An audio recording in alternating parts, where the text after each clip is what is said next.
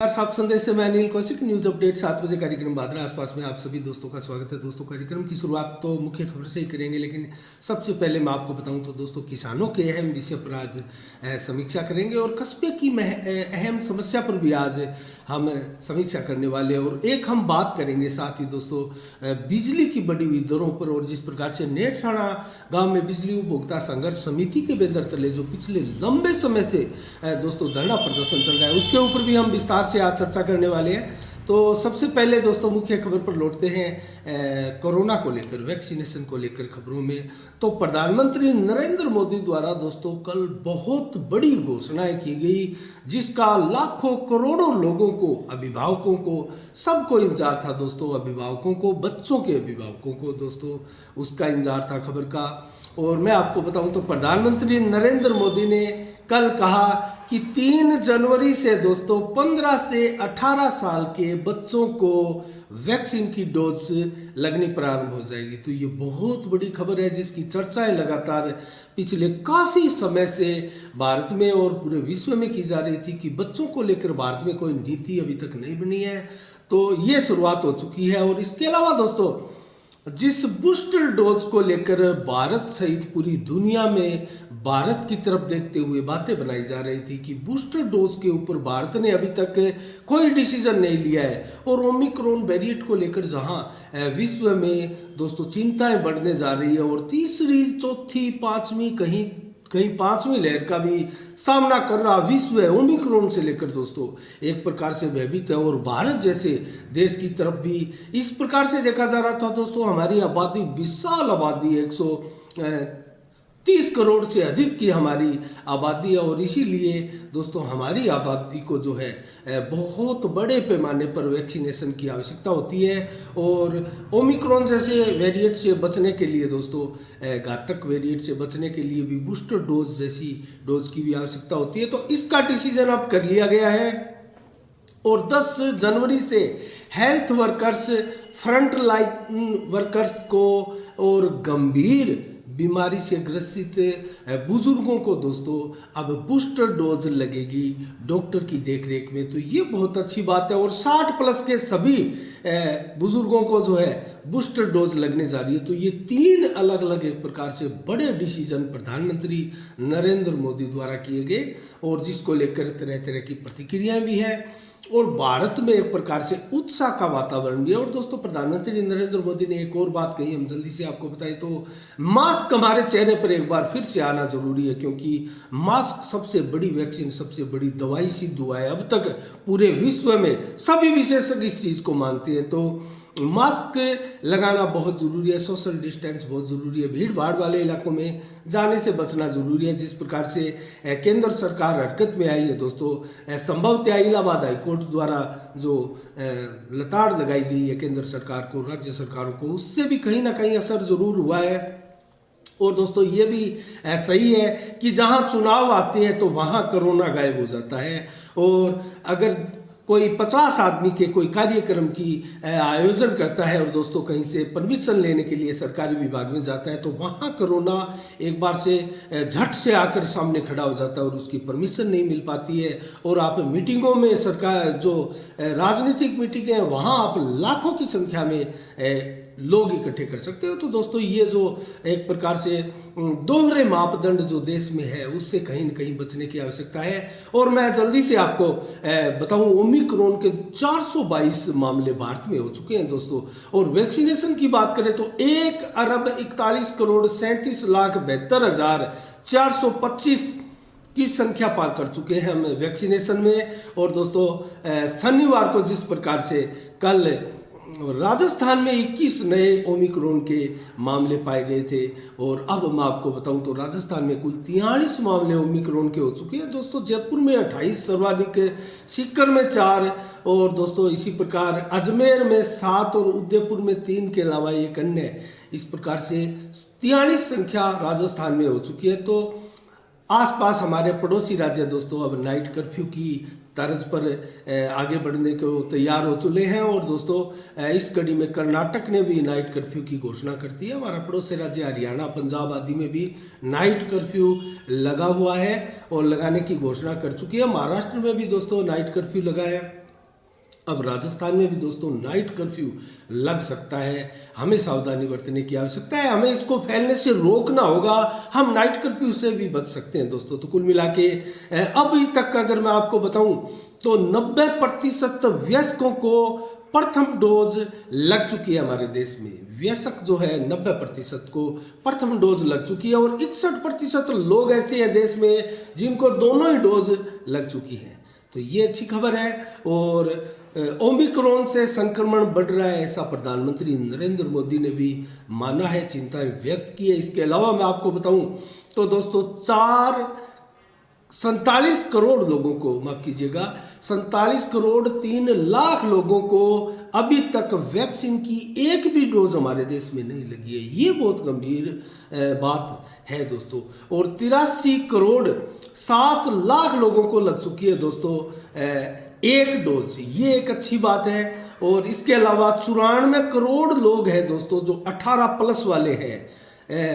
उनमें से 10 करोड़ 3 लाख लोग ऐसे हैं जिनको एक भी डोज नहीं लगी है। 18+ वालों को 10 करोड़ 3 लाख लोग ऐसे हैं जिनको एक भी डोज नहीं लगी है। तो ये गंभीर मामला है दोस्तों।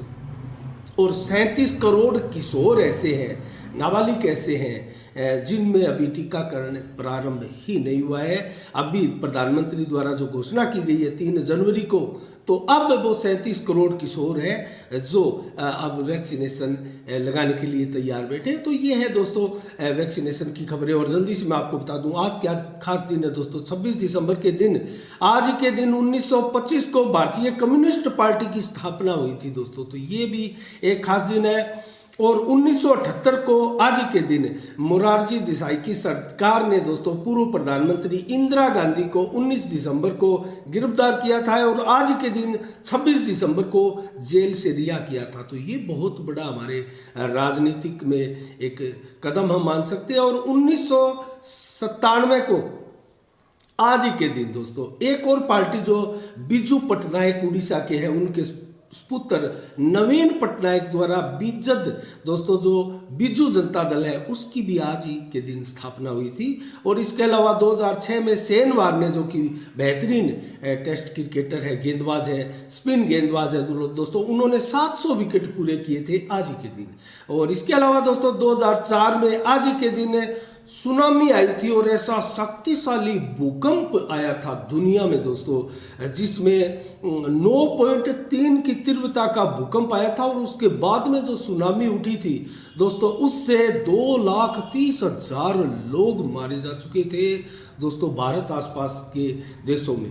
तो दोस्तों किन किन देशों में प्रभावित किया था इस सुनामी ने बताऊं तो Bharat, Sri Lanka, Indonesia, Thailand, Malaysia और मालदीव जैसे देश दोस्तों बर्बादी की कगार पर पहुंच चुके थे।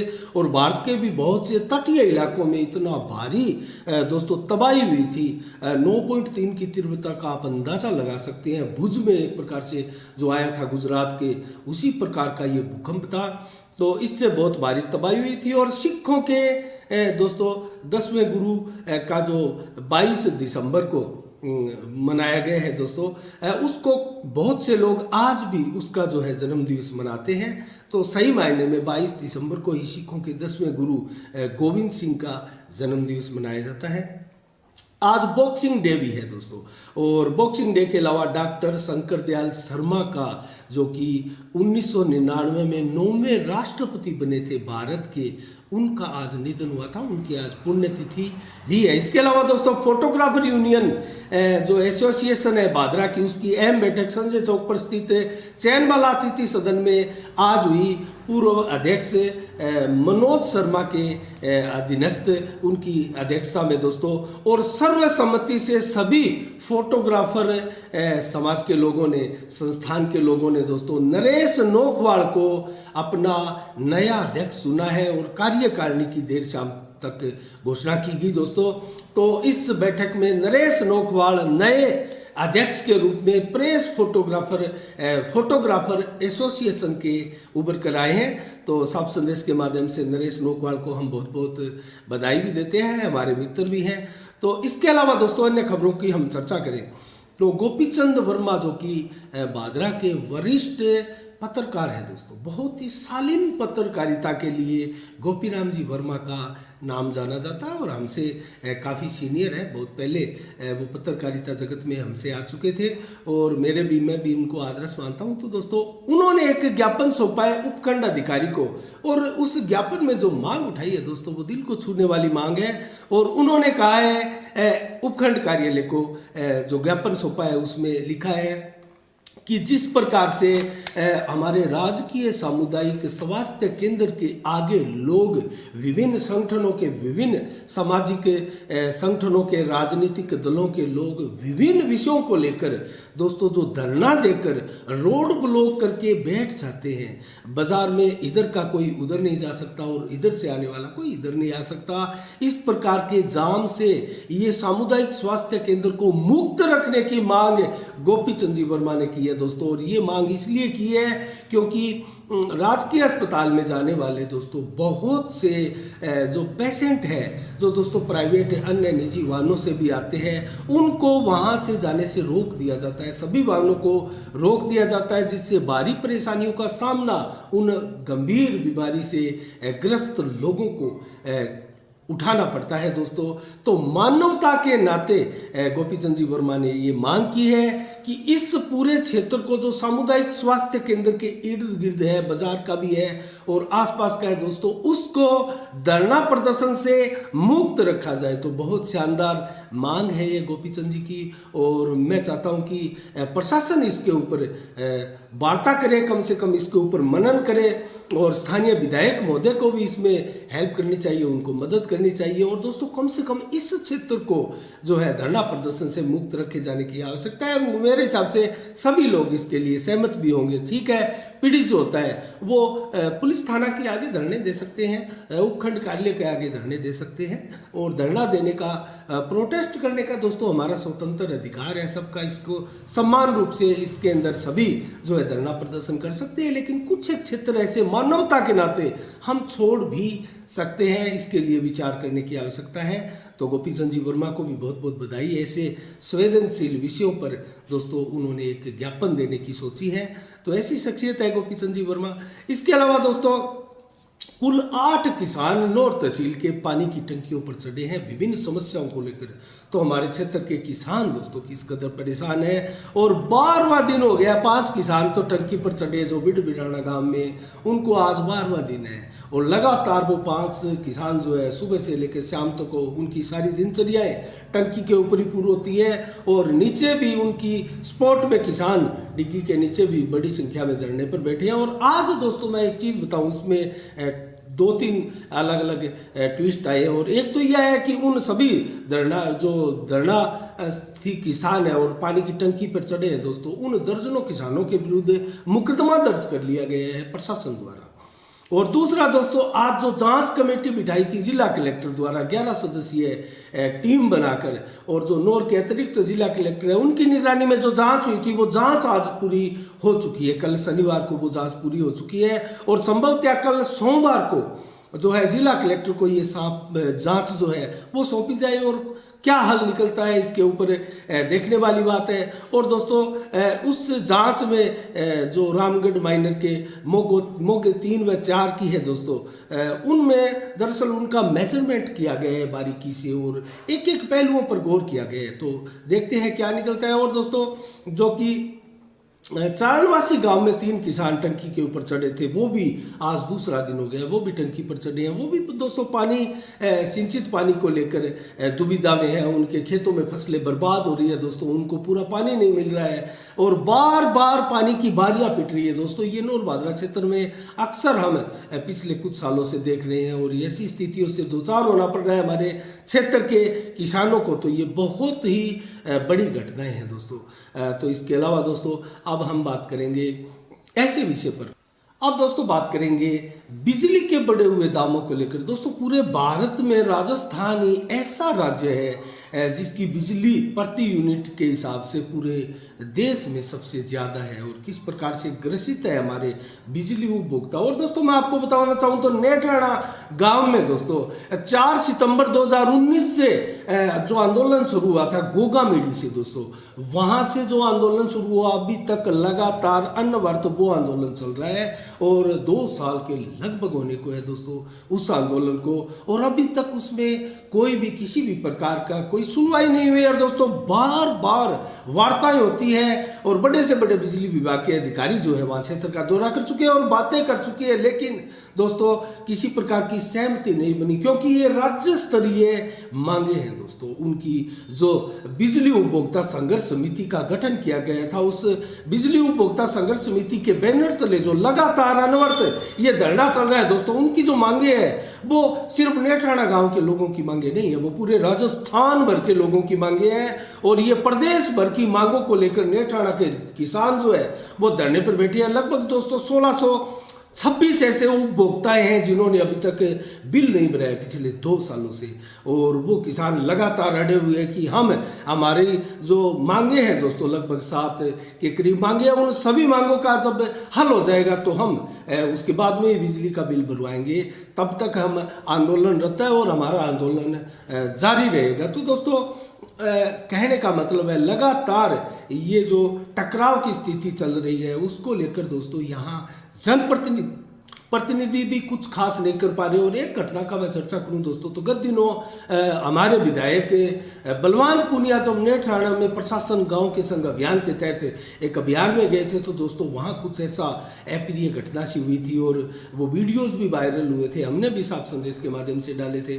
तो दोस्तों वो वीडियोस कुछ ऐसे थे कि विधायक के साथ कुछ युवकों की जो बिजली उपभोक्ता संघर्ष समिति के ही लगभग कार्यकर्ता रहे होंगे, उनकी दोस्तों गर्मा गर्म बहस हो गई थी क्योंकि विधायक महोदय ने कहा था कि आपको बिजली बिल भरवाने ही पड़ेंगे, इसके अलावा कोई रास्ता नहीं है, पहले बिजली बिल आप भरवाओ और मांगों का हम देखेंगे, हम भी प्रयास करेंगे। और दोस्तों इसके ऊपर वो संतुष्ट नहीं हुए और गर्मा गर्म बहस हुई और विधायक मुर्दाबाद के नारे लगाते हुए लोग वहां से चले गए। तो कुल मिला के दोस्तों ये 3 करोड़ 1 लाख रुपए के बिल लगभग मैं आपको बताऊं तो विभाग के बाकी होंगे। नेत्राणा के इन 1626 किसान है दोस्तों उनके, और इस एवज में 20 से अधिक कनेक्शन भी लोगों के काट दिए गए हैं दोस्तों, और बहुत बड़ी संख्या में गिरफ्तारियां भी हुई है और इसमें 5 FIR भी दर्ज कराई गई है। लेकिन दोस्तों कई उपभोक्ता गिरफ्तार होने के बावजूद भी ये धरना अनवरत अभी तक जारी है। तो इससे दोस्तों हम देख सकते हैं किसान कितने मतलब ढीठ बनकर जो है अपनी मांगों को लेकर ही उठने की कवायद के लिए दोस्तों संघर्ष करते हुए जूझते हुए आपको दिखाई देंगे। और ऐसे किसानों की दोस्तों साथ बातें करनी बहुत जरूरी है, चाहे वो दोस्तों राजनीतिक स्तर पर उनसे बातें की जाए, कोई चाहे जनप्रतिनिधि के द्वारा या फिर प्रशासनिक स्तर पर विभाग के द्वारा बात की जाए, लेकिन दोस्तों किसानों की इस समस्या का समाधान होना चाहिए। ये प्रदेश व्यापी समस्या है, नेत्राणा गांव की अकेले की समस्या नहीं है। इसमें दोस्तों जो समस्याएं हैं वो कोरोना काल के जो बिल है दोस्तों वो माफ करने की बात है जो जायज है दोस्तों। पूरे प्रदेश में इस चीज की के लिए दोस्तों प्रताड़ित है पूरे प्रदेश के बिजली उपभोक्ता, और इसके अलावा स्थायी शुल्क है उसको बंद करने की मांग है दोस्तों, और अन्य चार्जेस जो है जो उसमें पारदर्शिता लाए। तो दोस्तों ये भी कोई अलग से मांग, ऐसी मांग नहीं है जो जायज ना हो। और 200 यूनिट तक बिजली फ्री की जाए, ये एक बहुत शानदार मांग किसानों द्वारा रखी गई है। और डिस्कॉम में हो रहे दोस्तों घोटालों पर भी रोक लगे, ऐसी कोई पारदर्शिता, कोई कमेटी का गठन हो। इसके अलावा दोस्तों खराब पड़े और तेज चलने वाले बिजली के मीटर तत्काल प्रभाव से बदले जाए, और कुछ मीटर ऐसे बदले भी है प्रशासन ने, विभाग ने, बिजली विभाग ने दावे भी किए हैं। और इसके अलावा दोस्तों जो घटिया मीटर बनाने वाली कंपनी है उसके टेंडर जो है वो रद्द किए जाए, ये मांग भी जायज है उनकी। और बिजली विभाग में हो रहे निजीकरण को भी बंद किया जाए। तो ये एक मांग है जो जायज ही जान पड़ती है दोस्तों। इन मांगों को लेकर अब मैं एक चीज बताऊं आपको, तो दोस्तों राजस्थान की जो बिजली है 7.65 रुपये प्रति यूनिट के हिसाब से उपभोक्ताओं से जो वसूली हो रही है दोस्तों, ये देश में सर्वाधिक है। इसके बाद में बिहार में 6.10 रुपये प्रति यूनिट है, झारखंड में 5.75 रुपये प्रति यूनिट है, उत्तर प्रदेश में 5.50 रुपये प्रति यूनिट है, जबकि कर्नाटक में 5.45 रुपये और दोस्तों मध्य प्रदेश में 5.05 रुपये और महाराष्ट्र में 3.63 रुपये तक है, जबकि गुजरात में 3.10 रुपये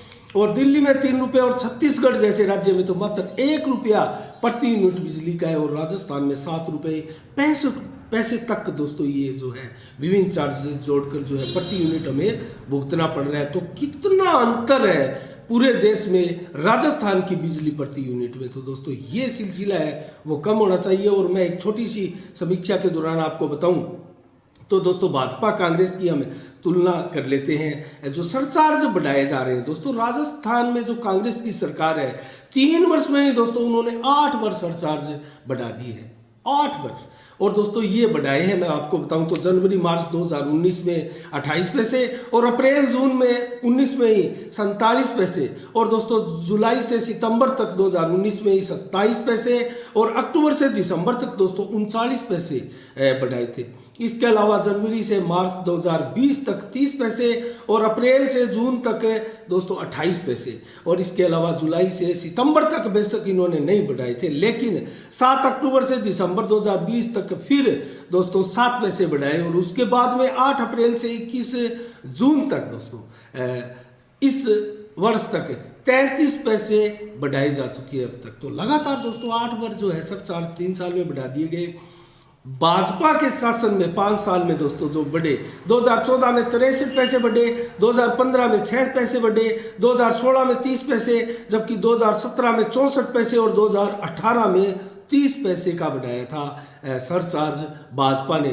तो ये तुलना करें तो दोस्तों कहीं ना कहीं दुगने से कहीं ज़्यादा राजस्थान में वर्तमान में जो कांग्रेस सरकार है उसका, और अभी भी 2 साल का समय बाकी है दोस्तों। क्या गारंटी है कि आने वाले समय में फिर से ये सरचार्ज नहीं बढ़ेंगे और जो 7.65 रुपये प्रति यूनिट बिजली दर है वो कहाँ जाएगी दोस्तों। ये बहुत डराने वाली बात है, चिंता वाली बात है। और दोस्तों राजनीतिक दलों को इस प्रकार सोचना भी चाहिए। अगर दोबारा आते हैं तो दोस्तों ये लुभावनी घोषणाएं भी करते हैं, संभवतः आने वाले समय में ये चार्ज कम हो जाए और लोगों को राहत मिले और ऐसी ही हमें उम्मीदें हैं।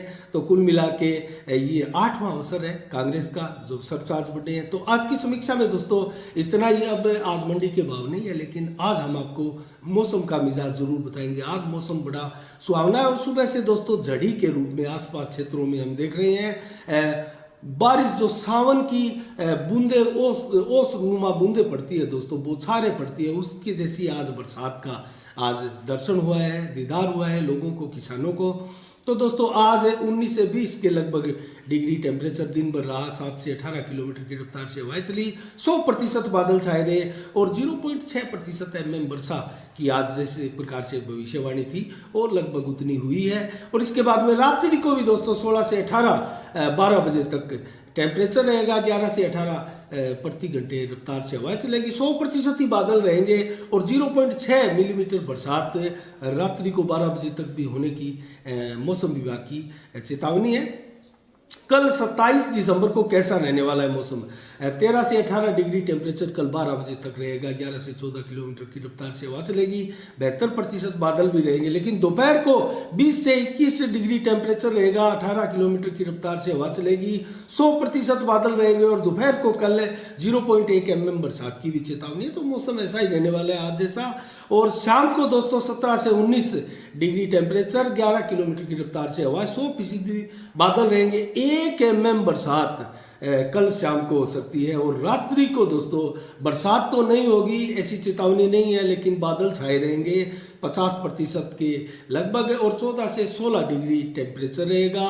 11 से 14 डिग्री प्रति घंटे की रफ्तार से हवाएं चलेगी। तो दोस्तों आज के शाम के 7 बजे में इतना ही। कल ठीक शाम 7 बजे फिर आपसे रूबरू होंगे नई खबरों के साथ, नए विश्लेषण के साथ, नई समीक्षा के साथ। तब तक के लिए दोस्तों आप अपना बहुत बहुत ख्याल रखिएगा। मुझे दीजिएगा इजाजत। साफ संदेश से मैं अनिल कौशिक। नमस्कार। जय भारत, जय जय राजस्थान।